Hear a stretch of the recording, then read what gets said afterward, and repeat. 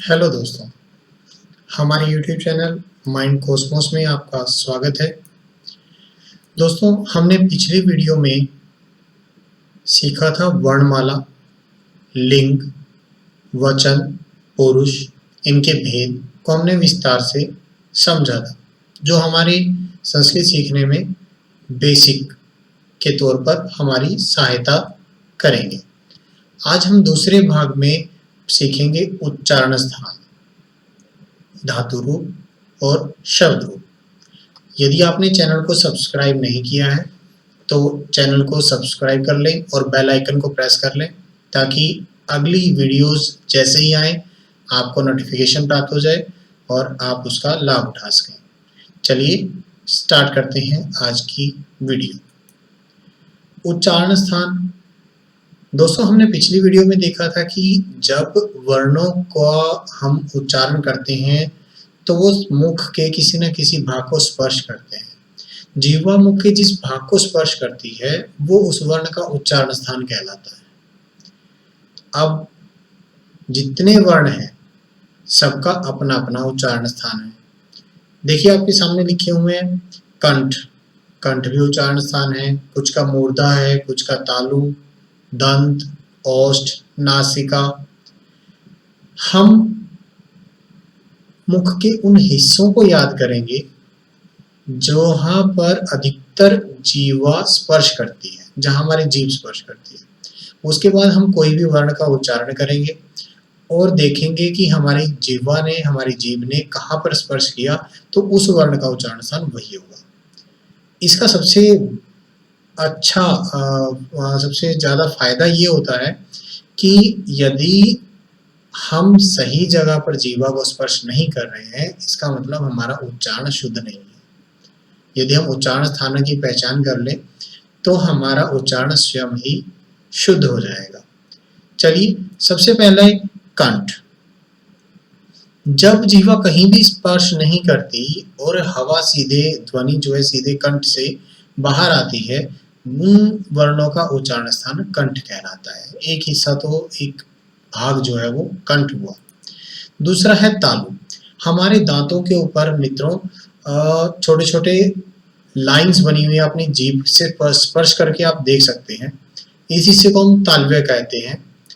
इसके बाद जब जीवा को थोड़ी और ऊपर लेकर जाएंगे तो एक उभरा हुआ सा हिस्सा है। जब जीवा यहाँ स्पर्श करती है, चाहे वो जीवा का अग्रभाग करे या जीवा का मध्य भाग करे, तो जो वर्ण उच्चरित होंगे, जो वर्ण बोले जाएंगे, वो वर्ण मूर्धन्य वर्ण कहलाएंगे, अर्थात मूर्धा से बोले जाने वाले वर्ण कहलाएंगे। इसके पश्चात ओष्ठ, आप सभी जानते ही हैं ओष्ठ को। और फिर दंत। दांतों के बीच में से हवा के द्वारा या दांत से जीवा का स्पर्श होने पर वर्ण बोले जाते हैं, दंत्य स्वर, दंत्य वर्ण कहते हैं। नासिका। ये वे भाग हैं हमारे मुख के जहां पर जीवा स्पर्श करती है। नासिका पर जीवा स्पर्श नहीं करती है। नासिका अपना एक अभिन्न रोल अदा करती है 5 जो हमारे नासिक्य वर्ण होते हैं उनका उच्चारण करने में। चलिए देखिए, ये कुछ हिस्से हैं, 6 तो यही है, और कुछ 2-2 मुख के भाग मिलकर वर्ण के उच्चारण में सहायता करते हैं।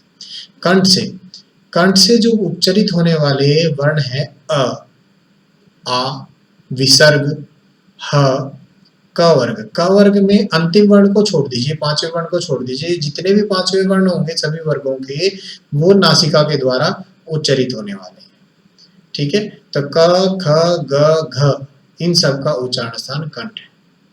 इसके बाद तालु, ई, दीर्घ ई, य, श, ये सब, और च, छ, ज, झ, ये इनका उच्चारण स्थान तालु है। जब आप च बोलेंगे, च बोलते हुए देखिए आपकी जीवा मुड़कर तालु पर स्पर्श कर रही है, तो च, छ, ज, झ, इस तरह से आप स्वयं ही देख सकते हैं कि जीवा ने कहाँ स्पर्श किया। आपको केवल मुख के भागों के नाम याद होने चाहिए, बस। इसके बाद दंत।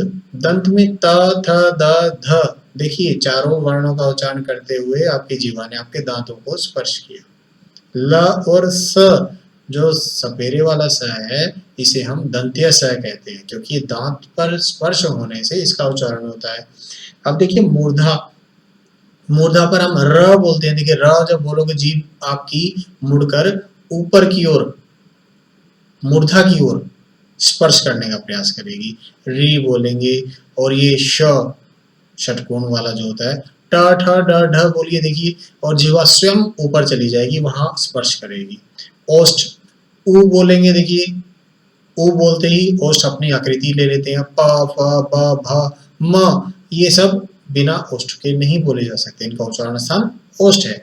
इसी तरह य ङ ण न म, इनमें भी नासिका का पूर्ण योगदान है, नासिका के बिना ये वर्ण नहीं बोले जा सकते।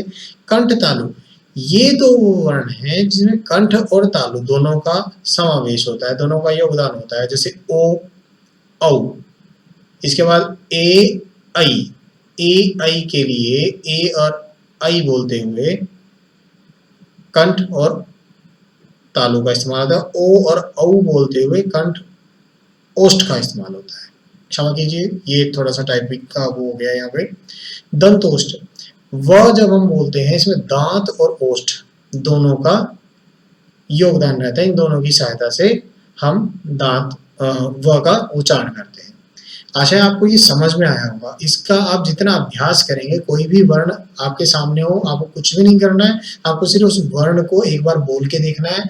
आपकी जीवा ने जहां पर स्पर्श किया वही उसका उच्चारण स्थान है। पेपर में आता है, छठी, सातवीं, आठवीं के पेपर में उच्चारण स्थान आता है, तो आपको ये ध्यान रखना है।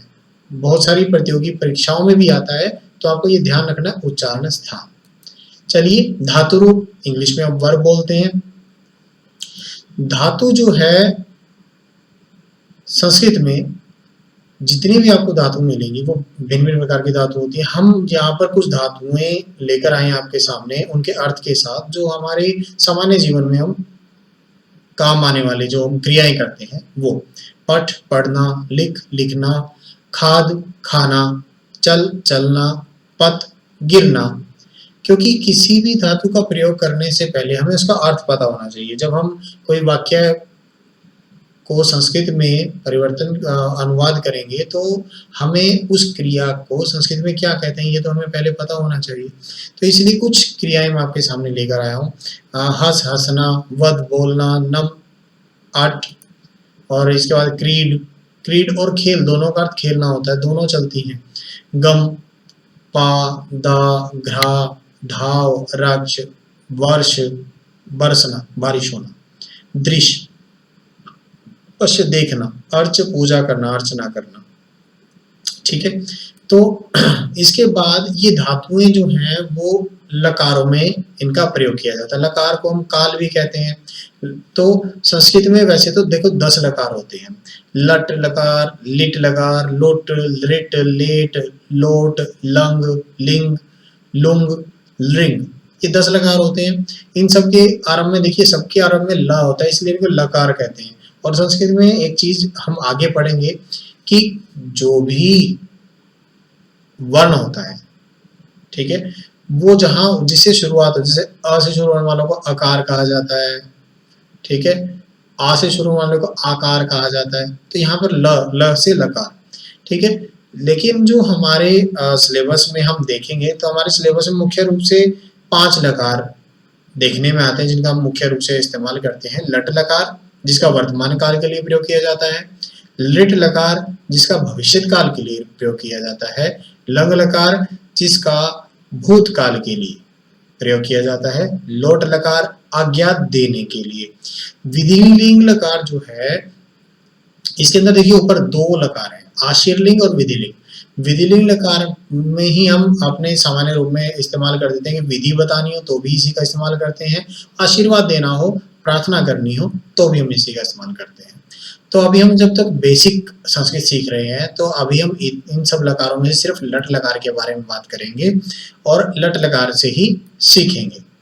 अब देखिए हमारे सामने कुछ वही धातुएं हैं, उन धातुओं को लट लकार में क्या रूप बनता है उनका। पठ, पठ से बनता है पठती, ये लट लकार का एक वचन, सभी का सिर्फ एक वचन। लिख का लिखती, खाद का खादती। आपको देखना है कि सब में क्या समानता क्या है। सिर्फ ती जुड़ रहा है और हलंत हट रहा है, अति इसका मतलब जुड़ रहा है इसमें। खाद खादती, चल चलती, पत पतती, वस वसती, हस हस्ती। आप वीडियो देखने के साथ साथ बोलेंगे, एक तो उच्चारण आएगा, दूसरा आपका वीडियो में मन भी लगेगा। और अगर आपने इसको सब्सक्राइब नहीं किया चैनल को, सब्सक्राइब कर लीजिए। चलिए आगे, नम नमती, अट अटती, क्रीड क्रीडती, गम गच्छति। देखिए जो ब्रैकेट वाले हैं उसमें रूप चलते हैं, जो गम जो ब्रैकेट से बाहर वाले हैं इनका प्रयोग केवल लृट लकार में होगा। जो ये धातु होती हैं इनमें पा पिब, पिब का पिबती, यच्छ यच्छति, जिग्र जिग्रति, धाव धावति, रक्ष रक्षति, वर्ष वर्षति, पश्य पश्यति, अर्च अर्चति। ती जब लग जाता है तो ता है। देखिए लट लकार का एक वचन, प्रथम पुरुष मतलब वह, ठीक है। तो वह पढ़ती, वह पढ़ता है, वह लिखता है, वह चलता है, दौड़ता है। अर्थात पूरा का पूरा जितना हम यहाँ पर लट लकार के एक वचन का प्रयोग देख रहे हैं ये सारा का सारा प्रथम पुरुष के लिए है। यहाँ तक आपको समझ में आया। अब जो अगला हम देखने जा रहे हैं ये हम शब्द रूप। शब्द रूप क्या होता है कि जितने भी शब्द हैं, देखिए कर्ता है, नाम है किसी का, ठीक है, वो सारे शब्द रूप हमारे संस्कृत में 7 विभक्तियां, जिन्हें हम हिंदी में कारक के नाम से जानते हैं, वो 7 विभक्तियों को हम संस्कृत में प्रथमा द्वितीया तृतीया चतुर्थी पंचमी षष्ठी सप्तमी इस प्रकार से जानते हैं। और अंतिम जो बचा वो संबोधन होता है, 8 हम हिंदी में पढ़ते हैं। अब देखिए एक वचन द्विवचन बहुवचन में होगा क्या। मान लीजिए हमने कोई शब्द, कोई भी शब्द, मान लीजिए कोई नाम रख लिया, यहाँ पर राम नाम रख लिया हमने, राम। तो एक वचन में, प्रथमा के एक वचन में क्या बनेगा, राम ने।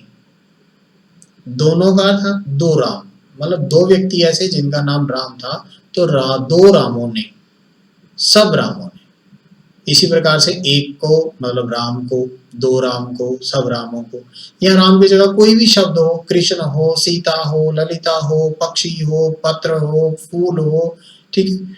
तो जो भी शब्द रूप होगा उसका अर्थ के लिए आपको बताया गया है कि जहां पर देखिए यहाँ जितने भी आपको बॉक्स दिखाई दे रही हैं, तो 8 तो रोज हैं, ठीक है, और 3 कॉलम हुए, तो 8 तिया 24 हैं, तो 24 का अलग अलग अर्थ है सबका।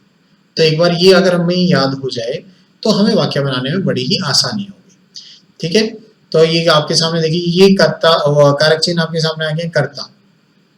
तो कर्ता के लिए प्रथम विभक्ति, कर्म के लिए द्वितीय विभक्ति, करण के लिए तृतीय विभक्ति, संप्रदान के लिए चतुर्थी, आपादान के लिए पंचमी, षष्ठी संबंध के लिए, और सप्तमी अधिकरण के लिए। संबोधन जो है वो इसी प्रकार से रहेगा, ठीक है, क्योंकि संबोधन अष्टमी कह लीजिए, अष्टमी के लिए संबोधन भी आप कह सकते हैं, ठीक है। तो यहाँ पर अब हमारे सामने राम का शब्द रूप, रामः रामौ रामः। जैसे मैंने अभी पिछली स्लाइड में आपको बताया कि रामः मतलब एक राम ने, रामम राम को, रामेण राम के द्वारा, रामाय राम के लिए, रामात राम से। जो पंचमी भक्ति होती है इसमें भी से आता है, तृतीय में भी से आता है, यहाँ पर आपको कंफ्यूज नहीं होना है। पंचमी भक्ति में जहां किसी चीज से पृथक होते हैं, अलग होते हैं, जैसे वृक्ष से पत्ता गिरता है, देखिए जो यहाँ पर से का इस्तेमाल हुआ, दोनों अलग हो रहे हैं, तो यहाँ पर पंचमी भक्ति का इस्तेमाल होगा। षष्ठी में रामस्य, राम का, राम के मतलब संबंध दिखाना है जहां भी, वहां षष्ठी विभक्ति का प्रयोग होगा। सप्तमी विभक्ति में राम में, ठीक है। इसी प्रकार घर पर, तो पर जहां पर आ गया वहां सप्तमी विभक्ति का प्रयोग होगा। संबोधन में हे राम, जब हम किसी को पुकारते हैं, एक को पुकारेंगे तो संबोधन एक वचन, 2 को पुकारेंगे संबोधन द्विवचन, और बहुतों को पुकारेंगे तो संबोधन बहुवचन। तो ये शॉर्ट सा आपको बताया गया धातु रूप और शब्द रूप के बारे में। अगर हम थोड़ा सा भी इसमें से सीखेंगे तो जब हम वाक्य बनाएंगे, चाहे हम एक एक शब्द लें, एक क्रिया और एक कर्ता, छोटे छोटे वाक्य हम इस तरह से बना पाएंगे। ठीक है, तो अगर आपको वीडियो अच्छा लगा हो तो आप इसको लाइक और शेयर जरूर करें। अच्छा, इस वीडियो में आपको जो टॉपिक में अभी भी आपको थोड़ी समस्या है, आप कमेंट कर सकते हैं, आपको उसका समाधान बताया जाएगा। और इसमें आपको क्या चीज सबसे अच्छी लगी वीडियो में, कोई टॉपिक क्या अच्छा लगा, प्रेजेंटेशन कैसी लगी, आपके व्यूज मुझे चाहिए, ताकि आने वाली वीडियोस में उस अगर कोई कमी है तो उसको सुधारा जा सके, अगर कोई अच्छी चीज है तो उसको और बढ़ावा दिया जा सके। तो धन्यवाद सभी को। अगर चैनल सब्सक्राइब नहीं किया है, सब्सक्राइब कीजिए, अपने दोस्तों को सब तक चैनल पहुंचाइए, ताकि हम संस्कृत को और आगे बढ़ा सकें, अपने चैनल को बढ़ा सकें, और आप सबका स्नेह इसी प्रकार मुझे प्राप्त होता रहे। धन्यवाद।